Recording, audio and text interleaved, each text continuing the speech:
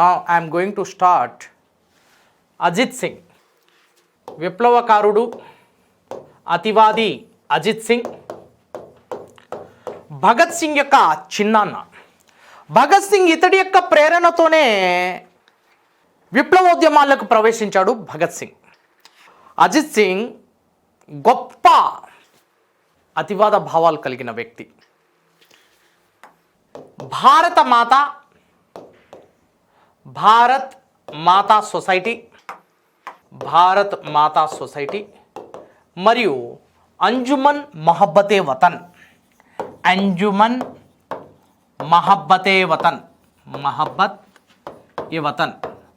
భారత్ మాతా society మరియు Anjuman మహబ్బతే వతన్. Right.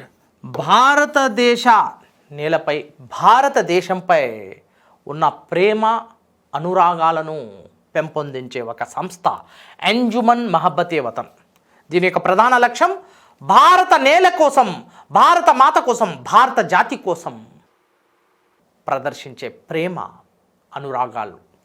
ఆ క్రమంలోనే అంజుమన్ మహబ్బతే వతన్ని స్థాపించడం జరిగింది. భారత్ మాతా సొసైటీ అంటే భారతదేశానికి మనం ఎలా రుణపడి ఉండాలి, మనకి జన్మనిచ్చిన ఈ తల్లి మన భారతదేశం, మన భారత మాత, మరి ఆ భారత మాత పట్ల మన భారతీయులు మొత్తం పూర్తి స్థాయి అంకితం అవ్వాలి అంటూ గొప్ప సంస్థను స్థాపించాడు. ఇవి రెండు కూడా దేశం కోసం, జాతి కోసం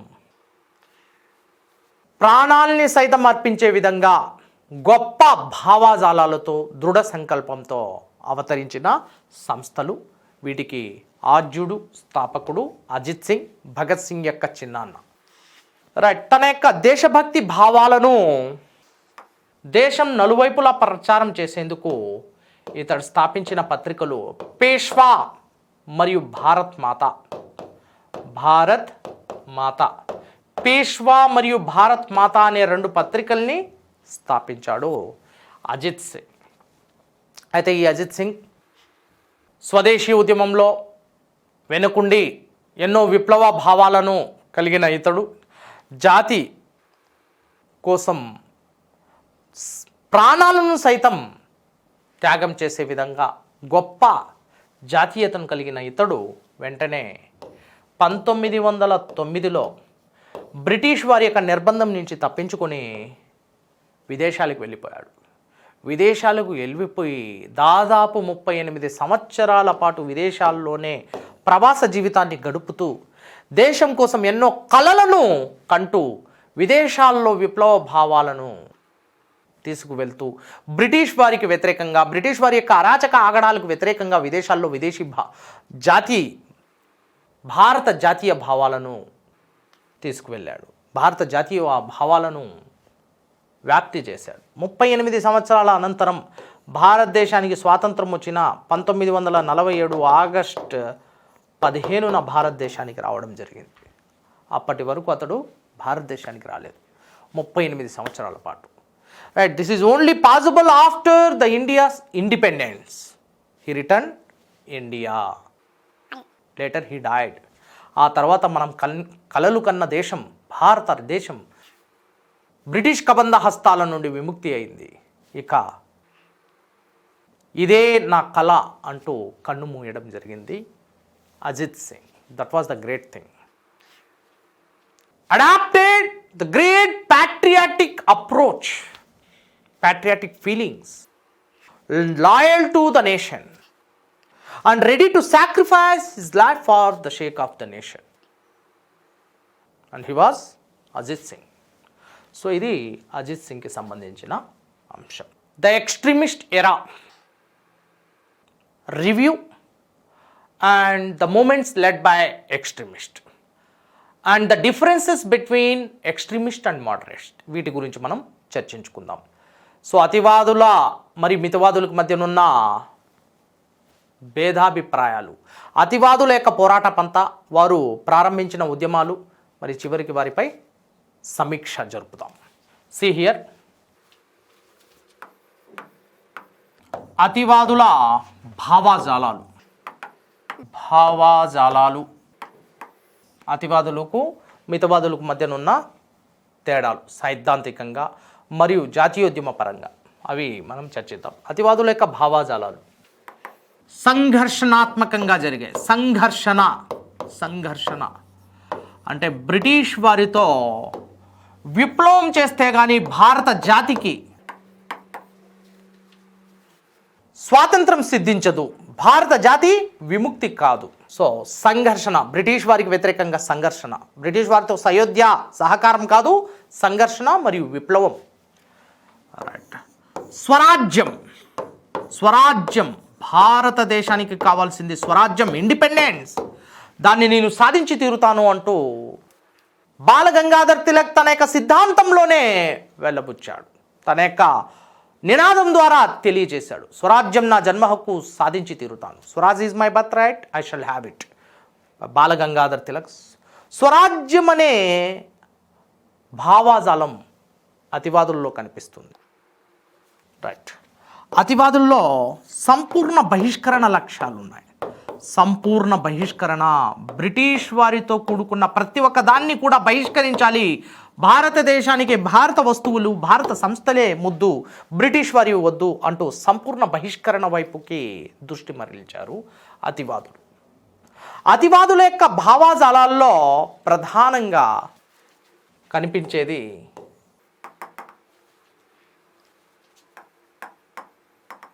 జాతీయ విప్లవవాదం కనిపిస్తుంది. జాతీయ విప్లవవాదం అంటే ఇక్కడ భారతదేశానికి జాతీయోద్యమాన్ని నిర్వహించాలి, భారతదేశం ఒక జాతిగా పరిగణించాలి, భారతదేశం ఒక దేశంగా స్వరాజ్యాన్ని పొందాలి, దానికోసం విప్లవవాదాన్ని సృష్టించాలి. అంటే జాతీయవాదంలోనే విప్లవ భావాజాలాన్ని చొప్పించడం జరిగింది అతివాదులు. రైట్. అతివాదుల్లో మరొక ప్రధాన అంశం ఏంటంటే అలుపెరుగని పోరాటం.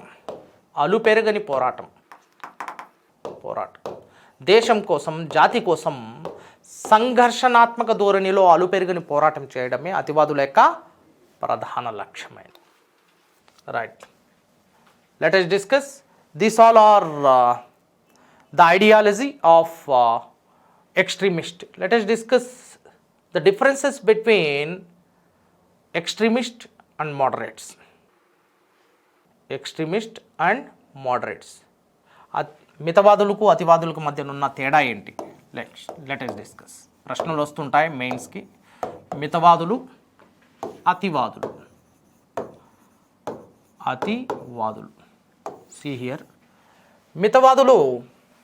మితవాదుల ప్రకారం బ్రిటిష్ వారు భారతదేశాన్ని పరిపాలించడం మన పూర్వజన్మ సుకృతం.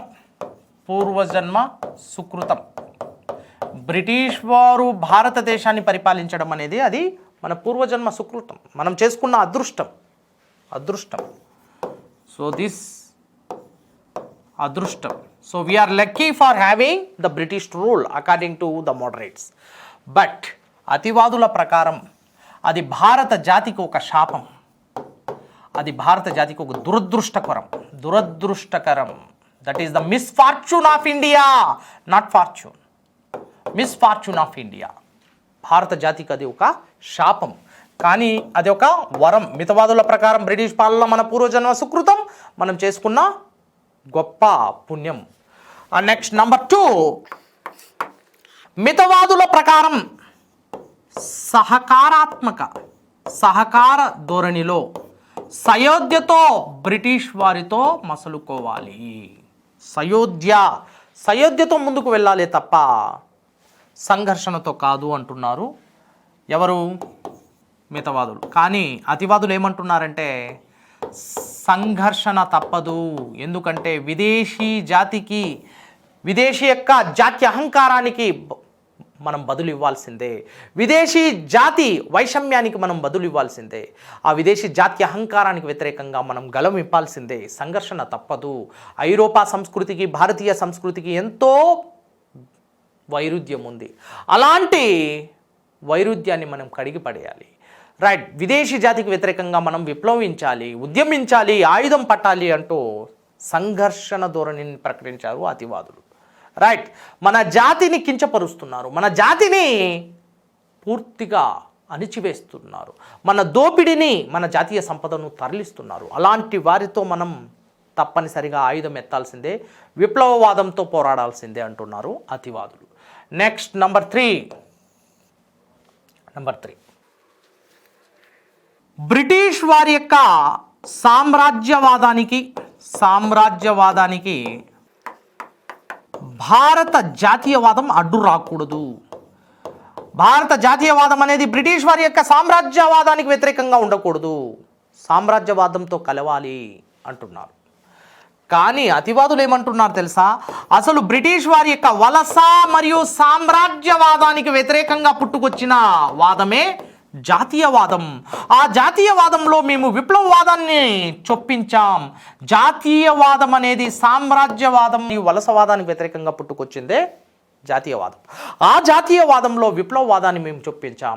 ఆ జాతీయవాదం అనేది బ్రిటిష్ వారి యొక్క వలసవాద సామ్రాజ్యవాద పోకడలకు వ్యతిరేకంగా తప్పనిసరిగా ఘర్షణకు దిగాలి, జాతీయవాదాన్ని ముందుకు తీసుకువెళ్ళాలి, ఆ జాతీయవాదంలో విప్లవవాదాన్ని ప్రవేశపెట్టాలి అనేది అతివాదుల యొక్క ప్రధాన agenda. So that is the difference, right. మరి జాతీయవాదం అనేది బ్రిటిష్ వారి యొక్క విధానాలకు, వలసవాద విధానాలకు, సామ్రాజ్యవాద విధానాలకు పుట్టుకొచ్చింది. అలాంటప్పుడు రెండింటికి ఘర్షణ తప్పదు అంటున్నారు అతివాదులు. లేదు, సయోధ్య ఉండాలి రెండింటి మధ్య, రెండు ఒకదానికొకటి కలిసిపోవాలి అంటున్నారు.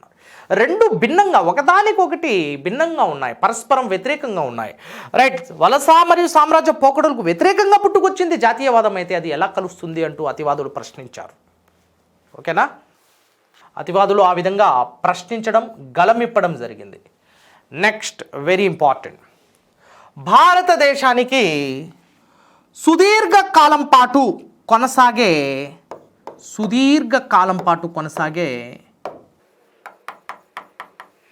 దశలవారీ మార్పు కావాలి అంటున్నారు. సుదీర్ఘకాలం పాటు కొనసాగే దశలవారీ మార్పు కావాలంటున్నారు ఎవరు? మితవాదులు, రైట్. అతివాదులు ఏమంటున్నారు? విప్లవవాద మార్పు కావాలి, త్వరగా కావాలి, శీఘ్రగతిలో మనకి మార్పు కావాలి, స్వరాజ్యం కావాలి మనకు త్వరగా, అది ఎంత శీఘ్రగతిలో మనకి సంక్రమిస్తుందో చూడాలి అంటూ విప్లవాత్మకమైన మార్పును అతివాదులు కోరుకున్నారు. కానీ సుదీర్ఘకాలం పాటు కొనసాగే దశలవారీ మార్పు, అసలు భారత యొక్క సుస్థిరాభివృద్ధి, భారతదేశానికి ఒక సంక్షేమ పాలన కావాలన్నా, భారతదేశ రాజకీయ భవిష్యత్తు బాగుండాలన్నా కూడా సుదీర్ఘకాలం పాటు కొనసాగవలసిన మార్పు కావాలి. హఠాత్తుగా వచ్చే మార్పు హఠాత్తుగా అంతమవుతుంది, ఎక్కువ కాలం నిలబడదు అంటూ మితవాదులు చెప్తున్నారు. లేదు, భారతదేశానికి మనకు స్వరాజ్యం కావాలి అంటే త్వరగా కావాలి, త్వరగా అది మనకి కావాలి అంటున్నారు, రైట్. మరి మితవాదులు స్వయం పాలన మరియు అధినివేశ ప్రతిపత్తికి ప్రాధాన్యతనిచ్చారు. స్వయం పాలన మరియు అధినివేశ ప్రతిపత్తి, self rule and dominion status. కానీ అతివాదులు స్వరాజ్యానికి ప్రాధాన్యతనిచ్చారు. స్వరాజ్యం, నా జన్మ హక్కు సాధించి తీరుతాను అంటున్నారు, స్వరాజ్యం, రైట్. మితవాదులేమో రాజ్యాంగబద్ధ పోరాటం చేస్తున్నారు. రాజ్యాంగబద్ధ పోరాటం, నెక్స్ట్ పాయింట్, వ్యాలిడ్ పాయింట్. రాజ్యాంగబద్ధ పోరాటం చేస్తున్నారు. రాజ్యాంగబద్ధ పోరాటం అంటే రాజ్యాంగ పరిధిలో జరుగుతుంది, రాజ్యాంగాన్ని లోబడి జరుగుతుంది, రాజ్యాంగాన్ని అతిక్రమించడం లేదు, ప్రభుత్వాన్ని స్తంభింప చేయడం లేదు, ప్రభుత్వానికి స్తంభింప చేయనిది. ప్రజా పోరాటం కాదు, ఇది రాజ్యాంగబద్ధ పోరాటం. అయితే అతివాదులు ఏమంటున్నారు? ప్రజా పోరాటం చేస్తున్నాం, ప్రజా పోరాటం చేస్తున్నారు. ప్రజా పోరాటంతోనే మనం విజయాన్ని సాధిస్తాం, రాజ్యాంగబద్ధ పోరాటంతో ఏమీ సాగించలేం, రైట్ అంటూ అతివాదులు ప్రజా పోరాటాన్ని ఎంచుకున్నారు, విప్లవ పోరాటాన్ని ఎంచుకున్నారు, ప్రభుత్వాన్ని స్తంభింపజేసే పోరాటాన్ని ఎంచుకున్నారు, ఉగ్రవాద చర్యలకు నూరిపోశారు. So that is also one of the difference, right. అయితే అతివాదులు ఈ ప్రజా పోరాటాన్ని ఎక్కువ కాలం నిర్వహించలేమనేది గుర్తించలేకపోయారు, అతివాదుల యొక్క వైఫల్యం అది, right. The differences between moderates and extremist.